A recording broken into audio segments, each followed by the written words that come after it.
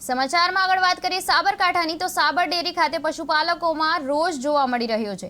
Police વડા દ્વારા આપવામાં આવ્યું છે નિવેદન અને 4 થી વધુ પોલીસ વાહનોના કાચ તોડવામાં આવ્યા છે। 3 જેટલા પોલીસ કર્મીઓ ઘાયલ થયા છે અને 50 થી વધુ ટીયર ગેસ છોડાયા હતા। 20 થી વધુ લોકોને પોલીસે કર્યા છે રાઉન્ડ અપ અને પોલીસ ફરિયાદની તજવીજ હાથ ધરાઈ છે। જેટલા સભાસદો છે એ લોકોએ ભાવ વધારાની માંગણીને લઈ અને સાબર ડેરી આગળ એકત્રિત થવા માટેનો કોલ આપેલો હતો અને એમની જે માંગણી છે કે દર વર્ષે ચલો ભાવ વધારો આપવામાં આવે છે એ હજુ સુધી આપવામાં આવ્યો નથી। ગઈકાલે સાબર ડેરી દ્વારા એક મેસેજ આપવામાં આવ્યો હતો કે ભાઈ હજુ એ લોકોનો ઓડિટ ચાલુ છે એટલે હજુ ભાવ વધારો જાહેર કરવામાં થોડી વાર થશે, પણ એ લોકોએ વચગાળાનો ભાવ વધારો પણ જાહેર કરેલો હતો। એમ છતાં આજે સવારે લગભગ 1500 થી 2000 લોકો ભેગા થયા હતા।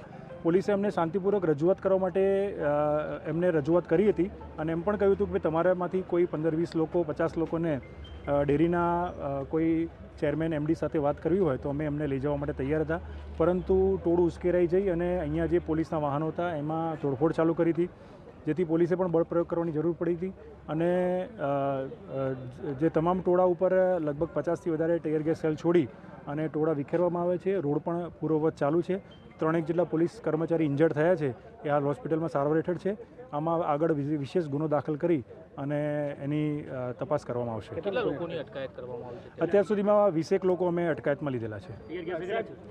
50 થી વધારે ટીયર ગેસ છોડેલા છે। સવાલ એ છે કે જ્યારે કાયદો અને વ્યવસ્થાની સ્થિતિ હોય, એક બાજુ પશુપાલકોની માંગણી અને લાગણી હોય, બીજી બાજુ જે પ્રમાણે આખા રસ્તાની જે પ્રમાણે સ્થિતિ થઈ હતી, બળ પ્રયોગ પોલીસે કરવો પડ્યો। 3 પોલીસ કર્મીઓની સાથે સાથે અન્ય કોઈ બીજા